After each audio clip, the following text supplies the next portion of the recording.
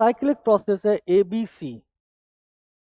Okay, अब इसमें AB तो हमें पता है कैसा है, BC भी पता है कैसा है, लेकिन CA पता है, BC पता है, ये आइसोबारिक या आइसोकोरिक, और AB ये आइसोथर्मल है, ये यहाँ लिखा हुआ है। ठीक है ना। अब देखते हैं जरा, ए में कह रहा work done by gas in process A B is more than that of process B C. अब ए बी में वॉल्यूम कम हुआ है तो यहाँ पे जो वर्क डन है ये निगेटिव है, और यहाँ जो वर्क डन है ये कैसा है, पॉजिटिव है। ठीक, तो आप इस हिसाब से भी कह सकते हो वर्क डन बी सी का ज्यादा है।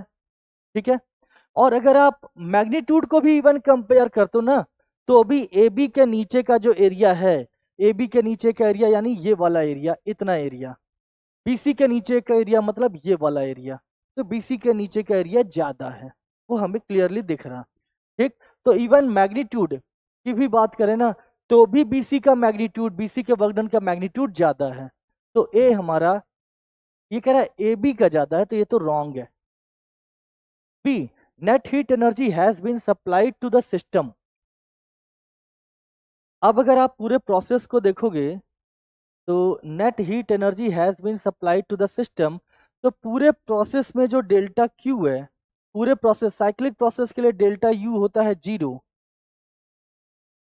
तो डेल्टा क्यू कितना होता है, डब्ल्यू के बराबर। क्लॉकवाइज का मतलब डब्ल्यू कैसा है, पॉजिटिव, तो डेल्टा क्यू पॉजिटिव है, यानी हीट सिस्टम ने एब्जॉर्ब की है, तो बी करेक्ट हो गया। सी में कह रहा है temperature of gas is maximum in state B. अब टेम्परेचर में अगर आप देखोगे, ए का और बी का टेम्परेचर बराबर है, टी ए और टी बी, तो T A equal to T B है, क्योंकि प्रोसेस कैसा है, आइसोथर्मल है। ठीक है ना।